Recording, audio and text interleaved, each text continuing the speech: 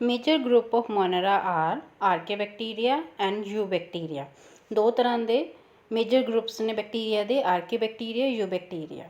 ਸਭ ਤੋਂ ਪਹਿਲਾਂ ਆਰਕੇਬੈਕਟੀਰੀਆ ਬਾਰੇ ਡਿਸਕਸ ਕਰਦੇ ਹਾਂ। They are oldest form of bacteria. They are the oldest form of bacteria. Their cell wall structure is different. जी सैल वॉल की स्ट्रक्चर होंगी है डिफरेंट होंगी है and this helps them to survive in most harsh habitat. Most जो harsh habitat होंगे, जो extreme habitat होंगे उत्थे सर्वाइव करने के हैल्प करती है जी सैल वॉल की स्ट्रक्चर आ।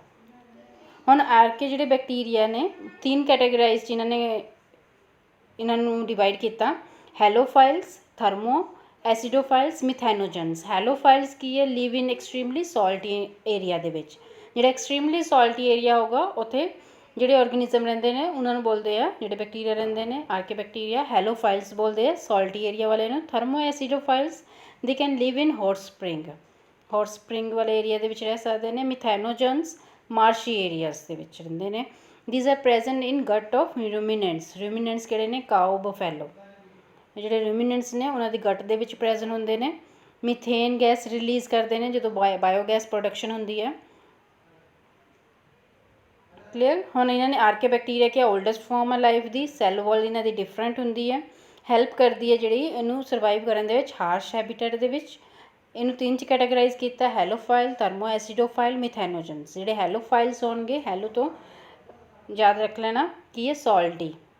थर्मो मीनस टैंपरेचर जिन्हें का ज़्यादा होगा, मतलब हॉट स्प्रिंग एरियाज। मिथेनोजन मेरे मिथेन रिलीज़ करते हैं, मार्शी एरिया ते पाए जाते हैं। इस तो बाद आ गया eubacteria. These are there are thousands of true bacteria. They have rigid cell wall. जी सैल वॉल होंगी रिजिड होंगी है, मोटाइल होंगे ने ये, एंड दे हैव फ्लैजेलम।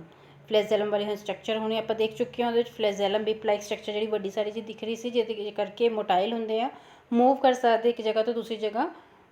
वो की है? फ्लैजेलम। हुण ये 3 तरह होंगे आ, देखते हैं किन्ने कैटेगराइज किया इन्होंने।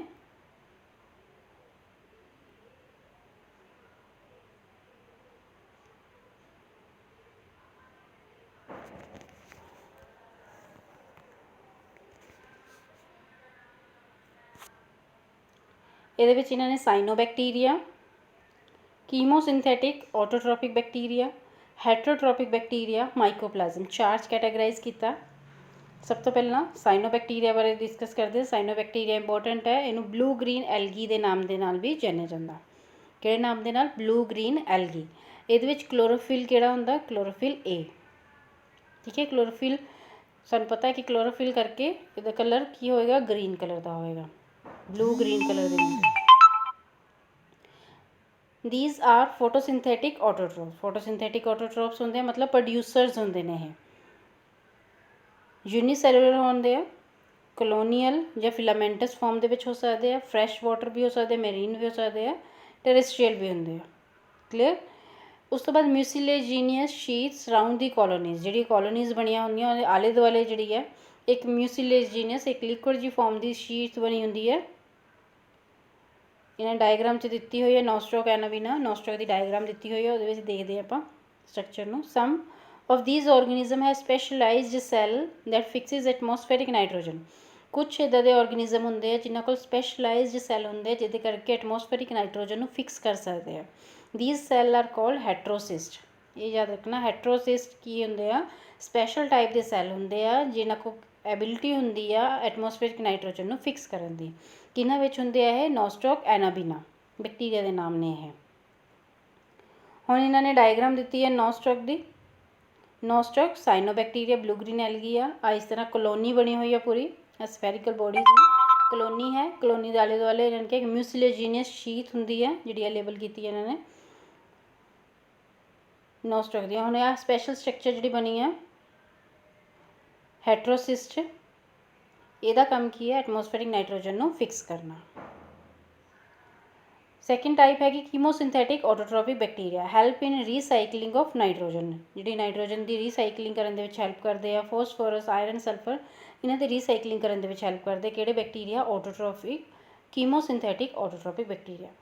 थर्ड है हेट्रोट्रॉपिक बैक्टीरिया। हेट्रोट्रॉपिक के होंगे अबंडेंट होंगे, बहुत ज़्यादा अमाउंट के होंगे majority of them are decomposer, ज़्यादातर की होंगे ये डीकंपोजर। जिदा साइनोबैक्टीरिया प्रोड्यूसर होंगे आ, प्रोड्यूसर जिहड़े प्रोड्यूस करते हैं फूड नूं।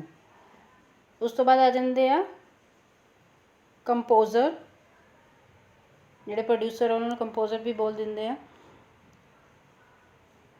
डीकंपोजर जिहड़े डीग्रेड कर देंगे हैं। हुण हेटरोट्रोपिक बैक्टीरिया अबंडेंट होंगे हैं, majority of them are decomposers. These bacteria help in forming curd from milk. ये जिहड़े बैक्टीरिया होंगे हैं डीकंपोज करते किसी चीज़ नूं, हुण मिल्क नूं डीकंपोज करके कर्ड बना देंगे हैं। एंटीबायोटिक नूं फॉर्म करते हैं। लिग्यूमिनस रूट्स दे विच जिहड़ी नाइट्रोजन फिक्सेशन हैल्प करते हैं। कुछ बैक्टीरिया दे होंगे जिहड़े human they which, crops they which, plants they which disease पैदा करते हैं।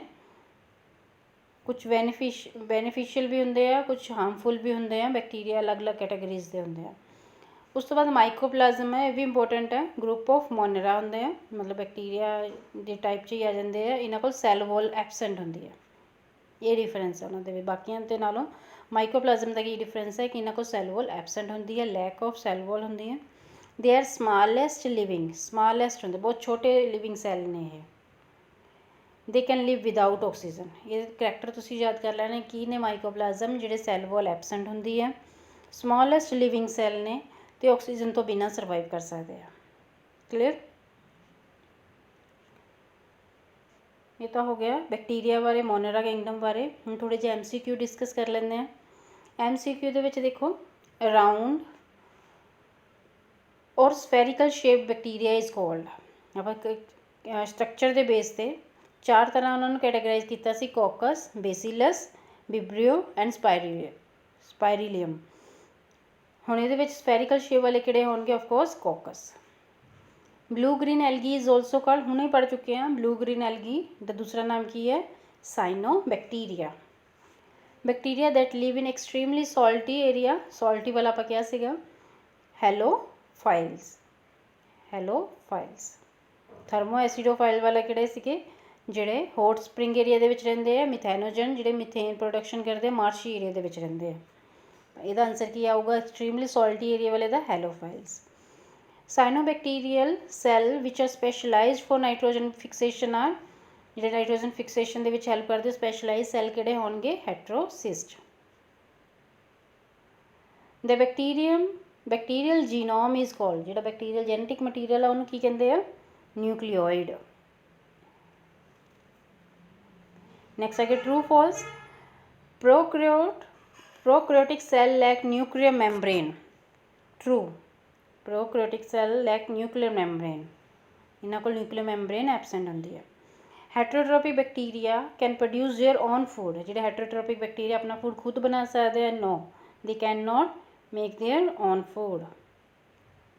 Virus is responsible for citrus canker disease. Citrus canker disease है, जिहड़े सिट्रस के प्लांट है उन्होंने कैंकर डिजीज़ हो जाती है। उन्होंने क्या कि वायरस करके होंगी है? नहीं, वायरस करके नहीं होंगी, ये किहदे करके होंगी है? बैक्टीरिया करके होंगी है। Fill in blanks.